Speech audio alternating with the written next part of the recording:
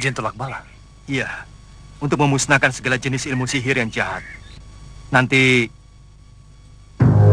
ada orang mengintip. Suruh anak buah Pak Kuwu untuk menangkap orang itu. Dia bukan penduduk desa ini. Nyai Supeni. Sudah kuduga. Majikanmu itu tukang sihir. Siapa gurunya? Mak Lampir. Mati? Mati sembara. Tidak, hanya pingsan. Taruh di luar desa. Biarkan dia pergi sendiri menemui gurunya. Baik, Juragan. Melanjutkan cerita di episode sebelumnya yang menceritakan bahwa setelah mendapat keterangan terkait Nyai Supeni dan Mak Lampir, Sembara pun sengaja meminta para penduduk desa Gending untuk melepaskan mata-mata tersebut supaya bisa melaporkan kepada juragannya. Penyusup itu pun kemudian dibuang oleh para penduduk di hutan pinggiran desa Gending. Nyai Supeni pasti akan marah. Mungkin dia akan menyerang kita dengan ilmu sihirnya lagi. Justru itu yang saya tunggu. Saya akan meringkus Nyai Supeni. Gurunya akan datang untuk menolongnya. Mak Lampir akan muncul. Itulah harapan saya. Di saat itu, anak buah Nyai Supeni yang tertangkap itu pun telah kembali di rumah majikannya dengan kaki yang pincang akibat digebukin warga satu kampung. Ia pun melaporkan kalau ia baru saja tertangkap musuh. Kisah Songko pun merasa bahwa sudah tepat jika orang itu tertangkap, karena dengan demikian anak buahnya itu bisa bertemu langsung dengan pemuda pahlawan desa Gending tersebut. Namun lain lagi dengan Nyai Supeni yang beranggapan bahwa orang itu pasti buka suara. Namun ternyata orang itu pun justru berbohong kepada Nyai Supeni dengan omongan yang masuk akal. Yang memeriksa kamu orang itu? Iya, Nyai. Bagaimana orangnya? Masih muda. Seumur saya. Masih muda? Apa kamu tidak salah lihat? Tidak, Nyai. Hebat sekali dia. Masih muda sudah memiliki ilmu kesaktian yang begitu tinggi.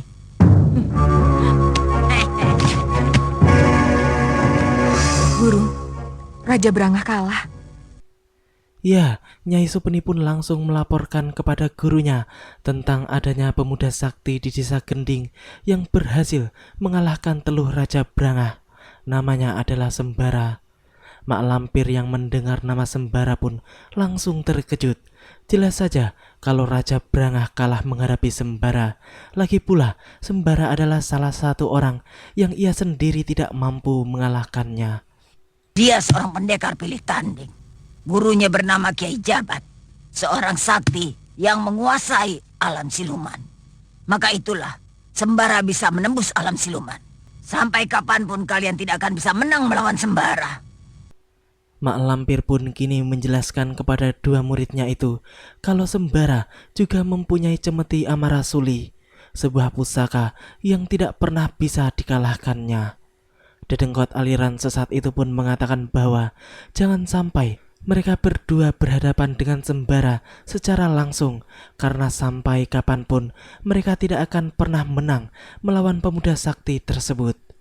Akan tetapi mereka harus menghadapinya secara halus alias serangan jarak jauh. Di hari itu, Nyai Supeni pun meminta anak buahnya untuk kembali ke desa Gending bersamanya guna menunjukkan kepadanya tentang keberadaan Sembara.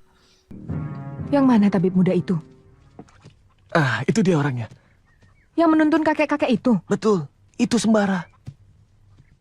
Oh.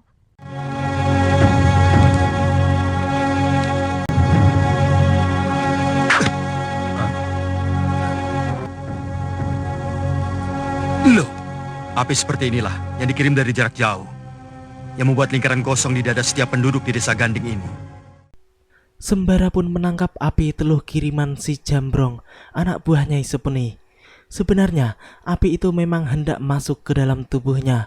Namun, bukan murid Kiai Jabat namanya kalau ia tidak bisa menghancurkan kiriman teluh tersebut.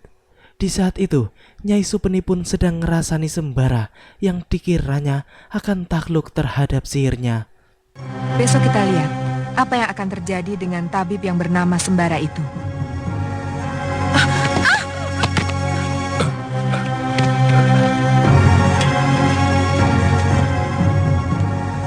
Sudah aku bilang, dia bukan orang sembarangan. Lagi-lagi, kiriman sihir Nyai Supeni kembali menyerang dirinya sendiri. Beruntung karena ia sudah memiliki obat penangkalnya. Kisah Songko suaminya pun kembali memperingatkan istrinya itu supaya lebih berhati-hati dengan sembara, sebab mak lampir sendiri belum tentu mampu mengalahkannya. Kurang ajar. Ajian ciptaanku Gantar Kaduruk bisa dimusnahkan oleh sembara. Lalu bagaimana cara kita menghadapinya, Guru? Aku sudah tahu. Sekarang gunakan ajian Sukma Murca. Selanjutnya, mak lampir pun menyuruh Nyai Supeni untuk menggunakan ajian Sukma Murca yang diyakininya bisa menembus pertahanan sembara. Di saat itu, sembara dan Basir pun sedang bersantai, sembari menunggu para pasien yang akan datang. Namun, tiba-tiba saja mereka pun mendengar erangan siluman kala bendana di halaman Pak Lurah tersebut. Dan sembara pun langsung mengetahui kalau suara itu berasal dari dalam tempayan yang dipajang di halaman rumah Pak Kuwu. Murid Kiai Jabat itu pun langsung membaca wiridannya dan kemudian langsung menyerang makhluk jelek itu ketika muncul di atas tempayan, tempatnya bersembunyi sejak semalam.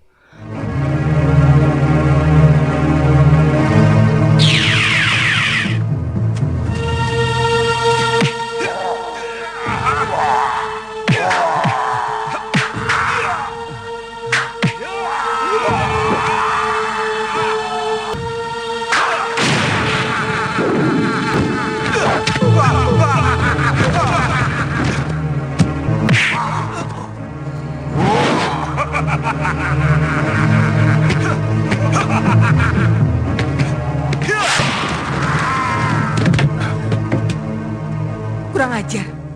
Kenapa jin kiriman kita bisa mati? Kurang ajar. Ajian Sukma Murca juga musnah. Kembali, mak lampir dan Nyai Supeni pun dibuat terkejut oleh tewasnya jin kiriman mereka dari ajian Sukma Murca.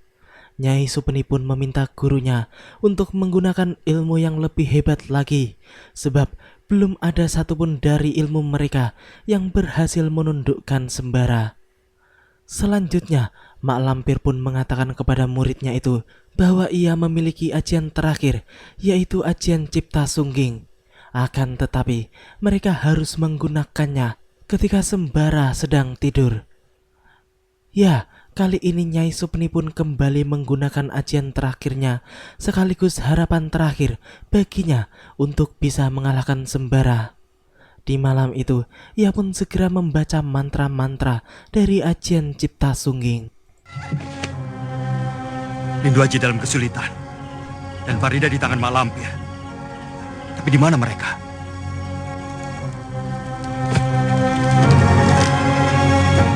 Lindu Aji, Farida. Aku melihat seorang pemuda yang bernama Lindu Aji dan seorang gadis yang bernama Farida di dalam ilmu ciptaan guruku ajian Cipta Sungging. Berarti kedua orang itu pasti ada hubungannya. Ternyata ilmu terakhirnya itu hanya untuk membuat sembara bermimpi guna mengetahui kelemahan pemuda itu yang dilihatnya adalah terletak pada Farida dan Lindu Aji. Selanjutnya, mereka berdua pun langsung menuju pada mak lampir untuk menanyakan tentang siapa kedua orang yang menjadi kelemahan sembara tersebut. Mak lampir pun kemudian menjelaskan dan sekaligus memberitahukan cara menaklukkan sembara dengan cara menyamar sebagai kedua orang tersebut guna menjebaknya. Tidak gampang meringkus Lindu Aji dan Farida. Apalagi Lindu Aji. Kalian bisa celaka sendiri karena kesaktiannya sama dengan sembara. Lalu harus bagaimana, Guru? Pakai akal yang halus. Yang penting kalian harus bisa membawa sembara ke suatu tempat yang jauh. Lalu dijaring. Dijaring?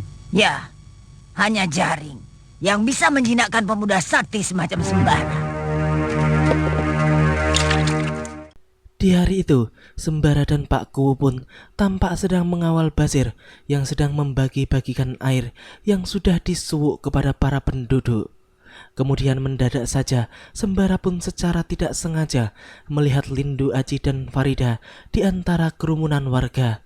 Ia pun kemudian memberitahukan kepada Basir tentang keberadaan sahabat dan kekasihnya itu. Selanjutnya, Sembara pun mencoba untuk mendekati keduanya. Namun, mereka tampak pergi menjauh dan berlari ke arah hutan.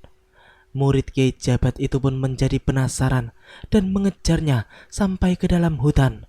Hingga kemudian ia pun tampak curiga dan segera mengarahkan mata batinnya untuk mengetahui siapa mereka sebenarnya.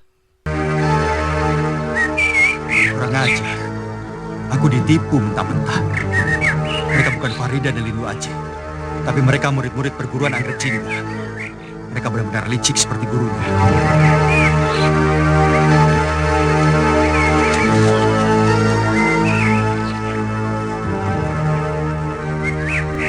Kenapa aku harus mundur? Bukankah mereka bisa membawa aku ke tempat malampir?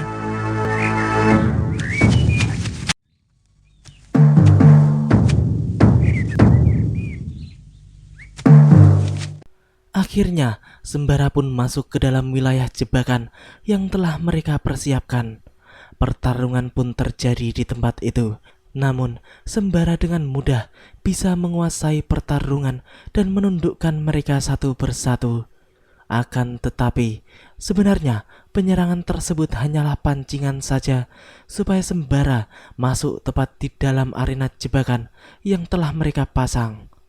Benar saja, ketika Sembara telah tepat berada di tengah-tengah, mereka pun kemudian segera menarik tali-tali jaring jebakan itu sehingga langsung menjerat pemuda tersebut. Setelah itu, Nyai Supeni dan Dukun Jambrong pun tiba-tiba muncul. Ini rupanya tabib muda yang tersohor itu. Kita tunjukkan kepada penduduk desa Ganding bahwa tabib muda yang mereka bangga-banggakan tidak ada apa-apanya bagi kita. Kita hukum tabib muda ini dengan cara yang paling menakutkan penduduk desa Ganding. Supaya mereka kapok dan tidak macam-macam lagi sama kita. Turunkan! Jebloskan ke dalam kerangkeng! Basir yang pada saat itu sedang ditinggal Sembara pun menjadi resah karena sahabatnya itu belum muncul juga. Pak Ku pun kemudian menyuruh Basir untuk menyusulnya dan ia sendiri yang akan melayani warga untuk membagikan air. Ajak 2 orang untuk menemani Nak Basir. Baik, Juragan. Kamu ikut aku. Sementara itu, Sembara yang tertangkap pun tampak sedang dikerangkeng oleh Dukun Jambrong dan para anak buahnya. Dengan sombongnya, dukun jelek itu pun mengatakan bahwa mereka akan membunuh Sembara dengan cara dipenggal di tengah alun-alun desa Gending supaya bisa menjadi tontonan warga. Mendengar semua itu, Sembara pun hanya diam karena ia telah merencanakan sesuatu yang tidak akan disangka-sangka oleh orang-orang jahat tersebut. Di lain sisi, tampak Basir dan 2 orang pengawalnya sedang mencari Sembara di pinggiran hutan desa Gending. Mereka pun sudah berkali-kali memanggil nama Sembara, namun tidak ada sahutan sama sekali. Lindu Aji, Farida, mereka siapa Kisanak? Kisanak, Simbah.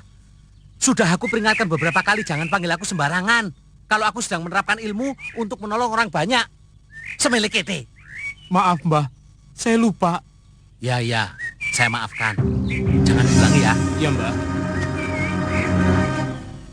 Selanjutnya, mereka pun melihat bekas-bekas orang berkelahi di tempat itu.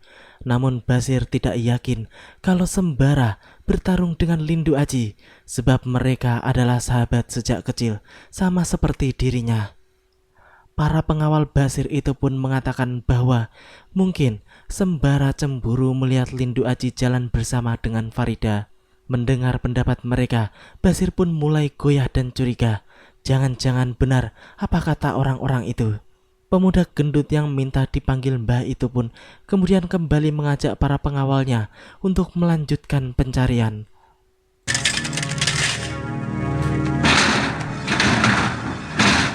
Majikanmu baik hati. Biasanya seorang tawanan cuma dikasih makan nasi dengan garam, tapi ini dengan sayur dan daging. Aku juga heran. Padahal aku makan di jatah. Cuma sepiring nasi sama ikan asin. Tapi kamu dikasih daging dan sayur. Kalau kamu mau, ambil saja. Makan saja. Betul. Betul. Kebetulan, aku sedang lapar.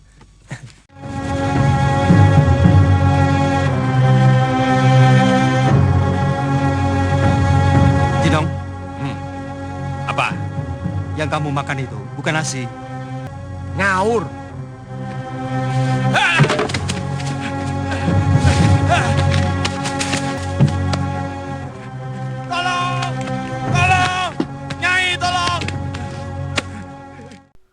Lagi-lagi, Nyai Supeni pun harus mengakui kecerdikan Sembara karena kini anak buahnya kembali menjadi korban senjata makan tuan.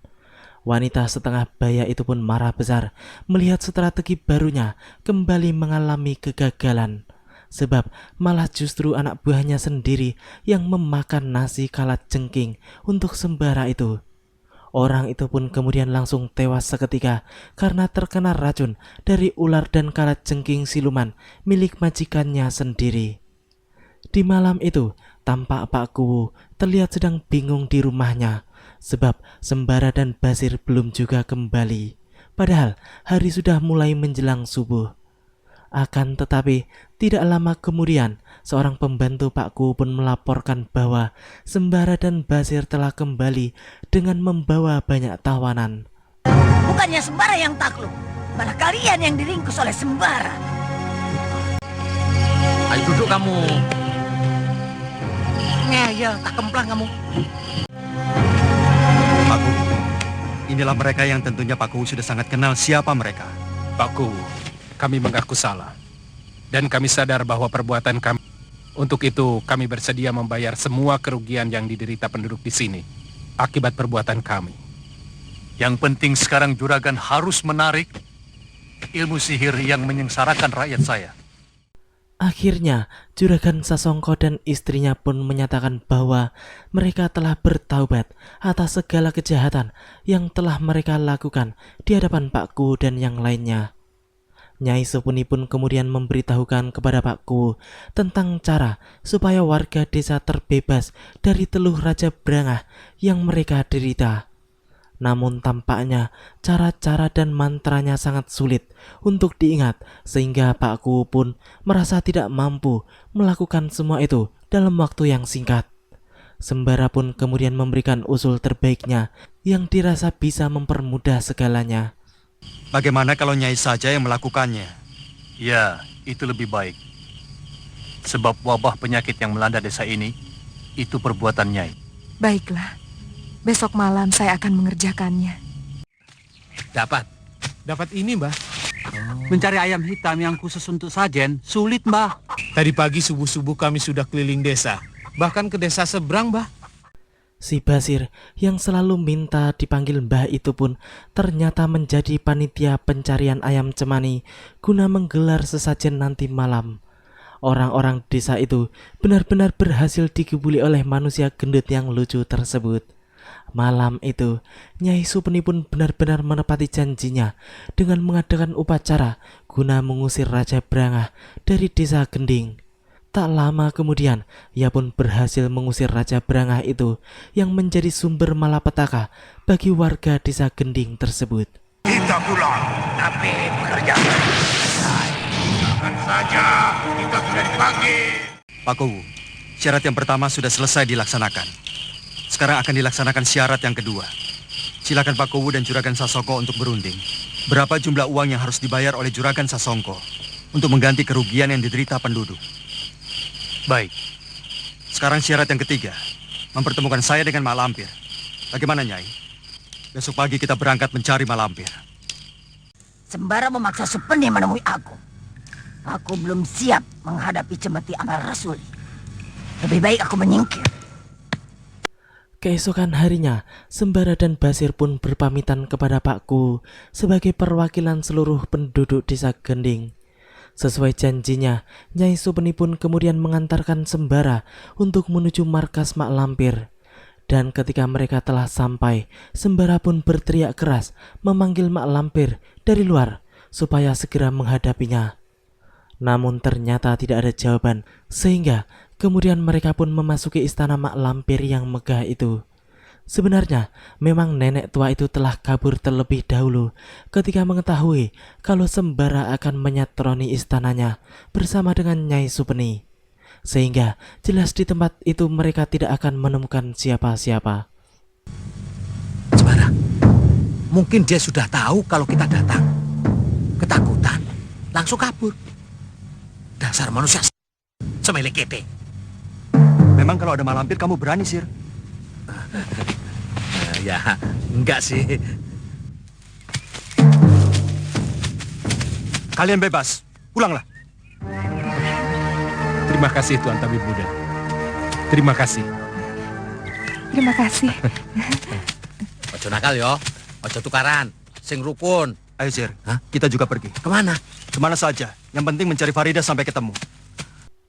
Sesuai janjinya, Sembara pun kemudian membebaskan 2 orang tawanannya karena mereka telah berkata jujur dan telah membantunya untuk mencari mak lampir. Kisah Songko dan istrinya itu pun sangat senang karena ia juga sangat khawatir jika sampai bertemu dengan mak lampir di istananya. Akan tetapi, kesenangan mereka itu pun tiba-tiba pupus seketika setelah mereka melihat jika di hadapannya kini berdiri guru mereka, mak lampir. Nenek bangkotan itu pun tampak sangat marah dan kemudian membunuh 2 muridnya yang telah insaf dan bertaubat tersebut. Kalian murid tidak berguna.